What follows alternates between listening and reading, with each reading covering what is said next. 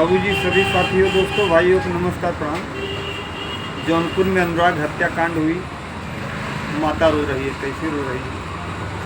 रोए माई अखिया खोल रे ललनवा, रोया माई अखिया खोल रे ललनवा, कुछ बोल रे ललनवा, रोए माई अखिया खोल रे ललनवा।